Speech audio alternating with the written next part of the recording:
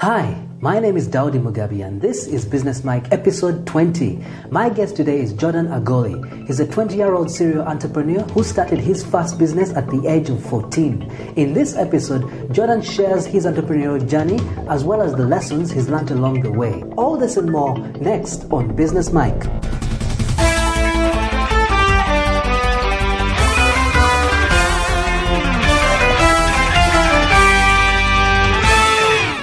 Thank you so much, Jordan, for joining us today on Business Mike. Thank you so much for having me. It's a pleasure to be here. All right. Could you briefly tell us who you are and what you do? Yeah. Hey, my name is Jordan Agolli. I am going to be 21 in October of this year, 2015. And I am a businessman and just lover of life in the United States. So just a quick background. I started my first business when I was 14, and that was a pressure washing company, and ran that for 3 years with my business partner. And he transitioned into a landscaping company, and I shortly joined there a few months after, and we ran that. We were 17 and 18 and built that to 20 employees and 120 clients in landscaping. And I had a percentage of the company, and when it was time to leave, I sold that back to him, and I bounced around for a little while doing a variety of different things. And then I started a podcast and online community called Teenage Entrepreneur. And that was to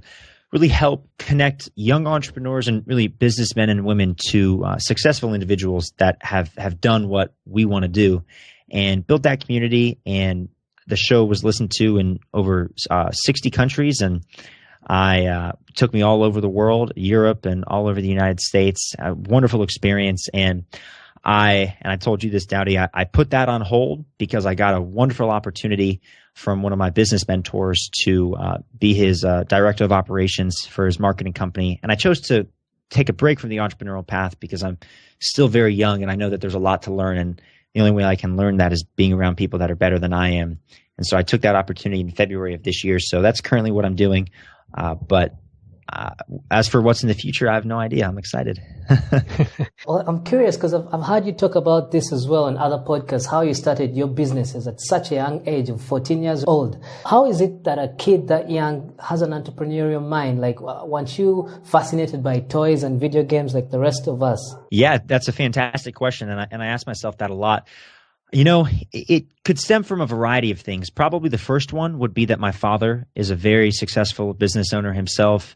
And it was always put into my mind that that's just what you did. You just went and started your own thing. The other thing was that my parents were very positive at a young age, always telling me that I really can do anything I set my mind to. And I believe that. I believe that to this day, that I can do anything I set my mind to. It was also that it was I did not want to work for other people. I really did not like that. And I kind of just recognized, I can make a lot more money doing this. And it just really made sense to me. I not that there's anything wrong with serving food at a restaurant, but I did the numbers and I was like, okay, my friends are making $7 or $8 an hour. I can go pressure wash for $50 an hour. Which one am I going to do?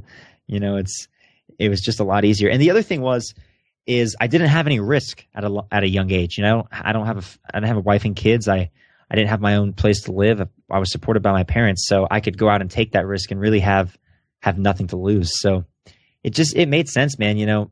My brother and I used to sell candy when we were really, really young, 7 and 8 years old. I used to sell joke gag gifts at school. It was just kind of in there from the very beginning. How would you jump from one venture to another? What is it that inspired you to move from one business to another? Were you kind of doing some R&D, or would you quickly look at how much money you'd make? Was it try and error, or was there some sort of strategy from your business movement? Zero strategy. It was all organic. The pressure washing business, the reason why we started that is because my best friend, his dad is a pastor, and he asked us to do some volunteer work at the church. And so we pressure washed the church's sidewalks for 3 days. And while we were there, church members came up and asked if we would pressure wash their driveways at their home. And that's how we started the business. So wow. It was, And then the other, like the candy when we were younger, we'd go to a big supermarket called Costco, and we would buy candy in bulk. And instead of eating it, we just thought we'd sell it to our friends in the neighborhoods. So, that one, the landscaping, that one, my friend had started that business and I joined him later. That was just what made sense, in our where we live, people just mow each other's lawns in high school. It's just kind of what happens. So we took that and took that to the next level. And what part of being a business owner took you by surprise? I would probably say the biggest one is the stress level. I would have to say I was not prepared for the stress level that it would take on me and how much it would consume my mind and thoughts and life. Like even when I'm not working, I'm still thinking about work. Basically that it's going to be on my mind 24/7, 365 days a year. That was difficult to really come to terms with. So what I really learned how to do was set boundaries and realize that at the end of the day, I'm not dying. Business can be hard and it's going to make me stronger, but definitely the stress level. Were any of your businesses those that are successful but you don't enjoy? Basically, you're making money, but you don't necessarily love what you're doing. Did I have any like that? Yeah. Yeah, all of them. I hated all of them and I loved all of them at the same time. Yes, definitely. But I think that's life. I mean, we're not supposed to love everything that we do each day, but at the end of the day, I was making money and now I support myself completely. I live on my own and I think it all comes down to attitude. I really do. There's millions of people in the world that don't have jobs and there's billions of people that will never own a business. And at the end of the day, we're not forced to do anything, but I think it's sometimes good to make ourselves do stuff that we don't like because it helps us grow and stretch. But yeah, every business, the pressure washing, it was exhausting. Moving the equipment, pressure washing, it was tedious and it was boring some of the time. Landscaping, I don't really care about grass or yards or anything like that. There's pros and cons in every business, and so the pros outweigh the cons. And at the end of the day, what we had was freedom. We ran our own lives and we ran our own days, and no one could tell us what to do. So that was worth it to me. But yeah, each business had its own difficulties, big time. And well, you're a black belt. You have a black belt. Yes, I do. Well, Jonathan, I have to say you're making the rest of us look really bad. But that martial arts, does it help you in any way relieve the stress? Because I know once you get a black belt, it's not all about kicking people. It's about teaching you how to control your emotions as well. Was that something you applied in business at any one point? You were the first person to ask me the question like that, and well done, my friend, because that is the best way to put it. Yes, Taido. So it's called Taido Karate, and it's the foundation for how I live life. Now the job I have, it's extremely stressful. What I have to do now makes everything else look 10 times easier. So it's very stressful, and I look to that as a release. It really helps me wind down for the day and separate business from the rest of my life. And what Taido has taught me is exactly what you just said, which is how to control my emotions when the going gets tough. Not only in fighting, but in training, but in business, because you're going to have very difficult days. But how do you take a deep breath when you're in the middle of a crazy storm? And I use that as an example, just a terrible time in business.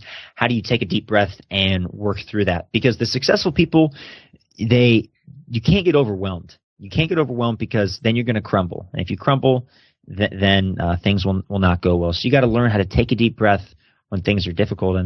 And that's what karate has really taught me how to do and be adaptable and grow with my situations. Are there any moments when you've been pushed to the edge? Like, can you give us an example of a situation you're in where the pressure was on and you actually applied that? Yeah, here's a recent example. So we are a marketing company, and our websites, we have hundreds of websites on our servers, and a lot of them were hacked from countries around the world, and bad stuff was being put on their sites. And I had clients calling me left and right saying, "Oh, I can't believe, if you guys can't get this fixed, we're going to fire you." And it was just a very, very stressful because all of our websites are hacked, and we didn't know what to do. But what I did is I've got all these emails and phone calls and people yelling and stuff and other employees freaking out. So I took a deep breath. I shut my computer off and I took a deep breath and I said, okay, you're in the situation now, and the only way to fix this is take a deep breath and not be worried about everything else that is happening, but putting one foot in front of the other and analyzing the situation and thinking, hey, in order to fix this hack, we have to do X, Y, and Z. And I took a deep breath and I called my head developer and I said, hey, we got to get these three things and let's execute on this. And you know what? I'm here today, and I survived it. So sometimes, no matter what situation you're in, you have to just take a deep breath and know that no matter what's happening, at the end of the day, you'll be inside your bed sleeping comfortably, no matter what. exactly, man. If you think about the most powerful and successful people in the world that have accomplished their dreams, are you a basketball fan by chance? Not really, but I do follow it once in a while. You're familiar with LeBron James? Oh, yeah. Yeah. So take LeBron James, for example. I would classify him as a very successful athlete, and he's done great things. Do you think he gets nervous when he is in the NBA Finals? Of course he does. But that man knows how to stay calm under pressure, even though he's got the whole team and his city screaming down his throat to win the game. But the guy stays cool under pressure. And that's what it's about. How do you stay calm when you're under high pressure situations? Right, and that's a good point, because no one has practice under pressure. I'm sure when he's practicing that there's no pressure at all. But when push comes to shove, he's there when you need him and he'll deliver. Exactly. That's exactly it. You hit it. What that tells me is that we need to put ourselves in more and more pressure situations, because someone like him has been in that kind of scenario so many times that, well, the way he feels is very different from a newbie. And therefore, you need to put yourself in uncomfortable situations more and more often. That way, you'll push yourself and become much better than you are. Exactly. And the thing is, people are afraid to do something for the first time. But, Dowdy, tell me this. How did you feel the very first time you did an interview with someone? Probably really nervous. Yeah. Sweating and feeling crazy. Man, I was so nervous. Even my 30th interview, I still got nervous. It's okay, but you still did it. And that's what matters. What's the happiest moment you've had as a business owner? Oh, this is actually pretty funny, because it may not seem happy to other people. Okay, so all the stuff that we did before, pressure washing, landscaping, that was all in the physical world. Like, we made money by doing stuff to their yards. And when I did my podcast, starting January of 2014, February, I did not know a thing about the online world. I didn't know anything about it. So here I am just making my way through the online world trying to figure it out. And in September of last year, I developed an online private community of just 10 people called Creative Rebellion. And it was going to be fans of the show that would pay a monthly fee to learn from successful entrepreneurs and get access to other pieces of information and products that other people couldn't. So I spent months creating it, and I finally pitched it out to my audience, and I was very, very nervous because my thought was, oh my God, what if no one buys it? I did all this work for nothing. I'm a failure, blah, blah, blah. And I remember I had jury duty that week that I launched it. So I'm in jury duty. I'm in the courtroom, and I was actually put on a case as a jury member. And I remember I got a ping on my phone. And it was a ping from PayPal that said, this person has just paid you $30. And my heart went beating so fast. I was freaking out. I was like, yes, finally, someone made an online payment. I've made money online. Oh my God, this is the best feeling in the entire world. I can't wait to make millions of dollars. Well, the millions of dollars didn't happen, but it basically, I made my first bit of money online, and then other sales started trickling in. And even though it was $30, it was the best feeling in the world that, wow, I can actually do this and make money online. And I made money while in jury duty, like where I'm just sitting there listening to the lawyers talk, and it was an incredible feeling. Yeah, no, passive income is the best. Yeah, well, it wasn't very passive because I put in so much work, but at least I didn't have to be there to get paid. It was awesome. Right. And are there any mistakes you've made that maybe listeners can learn from? Yeah, the mistakes that I've made, oh man, you know what? It's actually going to be unrelated to business, but it has a direct impact on your life. Here's the two biggest mistakes that I made. I do not sleep enough. I still don't. And I know it might sound crazy, but sleeping and what you eat are the most important things when it comes to being successful in life and in business. Because if you don't sleep enough, you're not going to perform as well. You're going to feel sick. And if you don't eat right, once again, you're not going to perform right. You're not going to feel good. You're not going to be at your best. And those two things, my diet has gotten a lot better, but I've let work control my life, and I'll stay up for 20, 22 hours straight and get 1 or 2 hours of sleep and keep going. And it's so unhealthy. And those would be some of my biggest mistakes, because that impacts everything else. I can't remember what book I was reading, but it's recommended to have 8 hours of sleep. Yeah, and you know what? People are going to make up total BS and lies and say, oh, I don't have enough time. I don't have enough time for this. Everybody has 24 hours in the day. It just depends on how you want to spend it. Well, during our pre-interview chat, we're talking about podcasting in general. Well, you're a podcaster yourself, and it's something I've just started doing. As I told you, I'm trying to promote podcasting in not only my country, but on the African continent, so we can have more and more content that's engaging with our local audiences, depending on where you're doing it from. What can you say about podcasting? How can you pitch this platform to people who are perhaps new to it, not just in Africa, but in the world? Great question. You got some great questions today, Daddy. I'm impressed, man. With one simple sentence, podcasting is free on-demand education for any topic that you want in the entire world. So I'll repeat that again. Free. Who doesn't love free? I like free. On-demand education, meaning you can't tell me when I'm going to learn. You can't tell me show up at 8 a.m. and that's when I'm going to teach you. No, I'm going to download your episode and I'm going to listen to it when I'm running, when I'm in the shower, when I'm working out, when I'm eating, when I'm put it on before I go to sleep. You can listen to it anywhere. I was actually just talking to my girlfriend's father about this yesterday because he's really getting into the podcasting world, listening to a lot. And there are hundreds of thousands of shows about any topic, about everything now, and we can listen to it anytime that we want to, and anyone can start a show. You know, you gotta put your mind to it, but it's not really that difficult to start a show.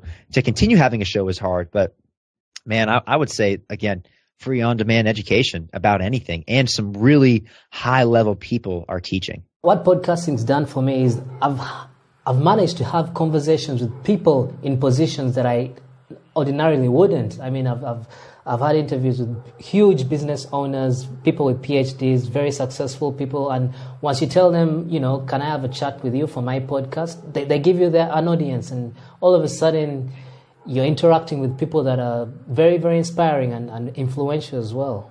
Exactly, man. Think of it this way. If I asked some really successful person for coffee for 15 minutes, they're going to say no. But if I said, hey, will you share your story on my show? They're going to say, yeah, I'd be happy to help. Well, in your opinion, what are the 3 important things every business should have? So the 3 most important things for business, I would say, is you need to have a product or service or whatever you want to call it. Everyone's offering something. You need to have someone that has the vision for what they want to do, a product or a service, or how you want to do something for someone. The second thing is have someone that can build a product or service, bring it to life. And the third thing is have someone that can sell it. So if you have the best salesman in the world, but you have a crappy product, people aren't going to buy it.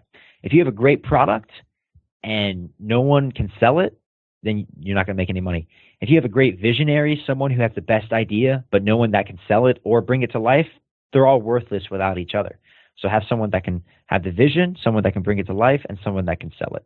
What about a mentor?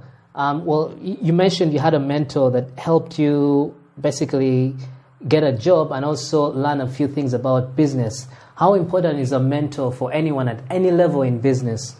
Oh, a mentor is everything. A mentor is how you move forward. A mentor is someone that guides you throughout life.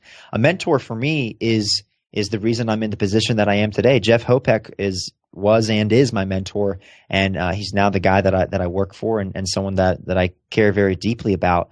But mentors are people that help you not make the same mistakes that they did, and help you make better decisions. And I would say that anyone and everyone needs a mentor in their life, not just in business, but in personal relationships, in finance, in working out. And I have mentors. I have mentors in karate. I have mentors in working out. I have mentors in my relationships, mentors in business, mentors in finance, everything. And that's because people forget this one simple fact, that if you're 50 years old and I'm 20 years old, that means you have 30 more years of experience on me. And you have already made decisions that I'm going to make, and you probably know the outcome. So we should probably listen to people. But the one catch is make sure that you have a qualified mentor. So, for example, let's use relationships. I've had my girlfriend for almost 5 years. If someone is giving me advice about a relationship, I just look and I say, okay, are they married? Do they have a successful marriage? Do they have a marriage I would want to have? And if someone's divorced and giving me advice about how to have a good relationship, I'm probably not going to listen as much because their relationship didn't work out. But if they have a healthy marriage that I love, then I'll be listening to them. The same way in business, if they have done well in their industry and they're giving me advice, I will be more prone to listen. That's true, because sometimes we make the mistake of having a mentor being our best friend. He or she will tell us about our relationships, our business, our everything, and that's not necessarily the best advice. Yeah, my mentor, Jeff, he said that, just the best quote ever: just because somebody loves you does not mean that they're qualified to give you advice. That's really good. What's the hardest business decision you've ever had to make? Two of them. One would be leaving the landscaping business. That was really, really hard on me. And the second one was stopping my podcast. That really affected me. It definitely did. It still affects me now. I'd love to go back to it, but I know it's not the right time. But yeah, leaving the landscaping and leaving the podcasting. Both were important because it was time, and it was time to move on to the next thing, but it doesn't mean I don't think about them all the time. Right. And when it comes to making such decisions, how do you weigh your options? What criteria do you use? Because some people weigh their options using time, others use money, others use both, and others use, opportunity cost. If I maybe in your case leave the podcast, this is what I stand to benefit in terms of experience, in terms of learning, and so on. So how do you weigh the two? Great question. I never thought about money with them, which is funny, but I never considered money for as the reason why. The first would be experience and what's the best thing for me to grow as a businessman. The second thing would be time. Where am I spending my time, and is it worth it? But yeah, I always looked at, where am I going? Why am I going? Where is it going to take me? So kind of the time and experience. What's the reason I'm doing what I'm doing right now? And am I just doing it because that's what I'm doing? Or do I actually have somewhere I'm going towards? And a lot of people don't ever stop to think, like, what actually is the path that we're on? Where are we going? Do we have goals? Are we reaching those goals? How are we getting there? Are we improving? Are we getting worse? People don't ever stop to think about them. So that's definitely what I look at. I ask a lot of people in my life that I respect for advice on it. Sometimes I think of life and some of these stereotypical activities we're asked to do as being in a line and not stepping out, see where you're going, only to realize that it's a line that's a circle. So you're just going round and round. You're not heading anywhere. So until you step out and have a look, you won't really know what you're doing. You just keep doing the same thing over and over. I'm going to steal that metaphor, Dowdy. I like it.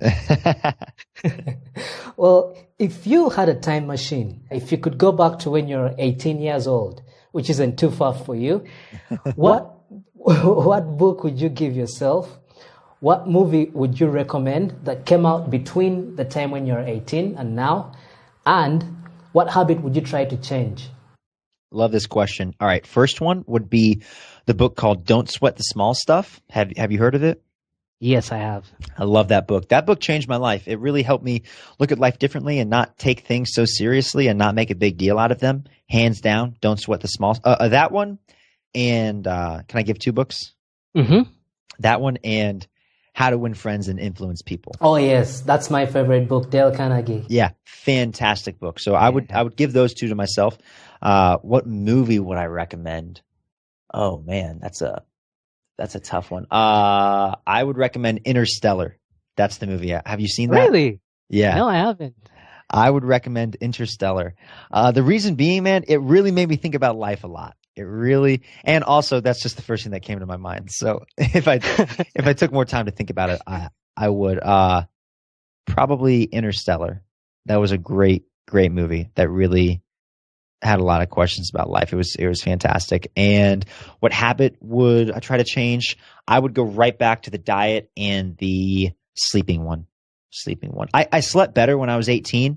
My diet was not good when I was 18. So I would definitely say changing my diet to eating very clean and healthy. Now, we're both podcasters.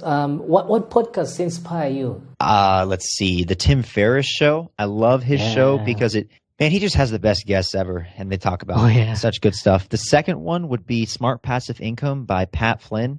I don't listen to that one as much anymore, but when you're getting started and you really want to hear stories of other people that are doing it, that's a great one. And then the last one, and this guy probably has the best show, would be Chase Jarvis. It's called Chase Jarvis Live. Have you heard of that? No, I haven't. Yeah, it's a business show. He only puts on one every 4 to 6 weeks, and they're live episodes that he puts on through YouTube and then has a podcast going on. But he's had people like Gary Vaynerchuk on, who I'm sure you're familiar with. And they're just the most in-depth, real and raw interviews. So those three are fantastic. Well, this is the last question. If the tables were turned today, so basically if this were your podcast and I was your guest, what's the one question you'd ask me? I would ask you what you're fearful of in business and why. I'd have to say I'm fearful of addiction. I'm really worried that I might become one of those people that gets too tied to their business, that I forego some of the other things in life that matter. So my challenge is to learn how to balance what I do for work and life, I guess. So, what are you afraid of neglecting? Relationships, I guess, with my friends, with family and stuff. Because I'm one of those people that worries too much about the business. Is this working? Checking your mail, this and that, and it gets to my head sometimes. So I know that's a weakness I have. Do you think? Let me ask you this: do you think that there is a sacrifice that has to be made with relationships, though? And I only ask that because you brought up a very interesting point, which is balance. And I talk about this a lot with my advisors and friends and stuff, that sometimes we have to sacrifice things in order to reach a goal. Do you think sacrifices have to be made sometimes? Oh yeah, definitely. Yeah, interesting. Well, this has been a very good chat, one of my favorite podcast interviews. How can people get in touch with you? Well, first off, thank you so much for having me on here, Dowdy. You asked incredible questions. I've been on a lot of shows and I've done a lot of shows, and I got to say, you've asked some of the best questions. So bravo to you, my friend. If you want to email me at jordan@teenpodcast.com, that's the best way to get in touch with me. I love hearing from people. I can't always promise to get back quickly on that email because I have a lot of emails from the current job that I have, but I will get back to you as soon as I can. So it's Jordan, JORDAN @TeenPodcast, TEEN, and then podcast.com. Email me anything. If you want to schedule a Skype call, I'd be happy to talk to you guys. If you want some advice or just want to say hello, tell me what you're working on, love to give you advice there. And yeah, email would definitely be the best way to get in touch with me. All right. Well, thank you so much, Jordan, and we wish you the very best. Dowdy, thank you so much. I'm really proud of you, man. You're doing a great thing here and spreading the podcasting community out to Uganda and Africa. So I'm just very proud of you, man, and best of luck to you. Thank you so much for listening to Business Mike today. And if you'd like to listen to more episodes just like this one, simply go to businessmike.com. For all the links and resources mentioned in this particular episode, simply type the name Jordan into the search bar to access his show notes page. Thanks again for listening, and until next time, take care.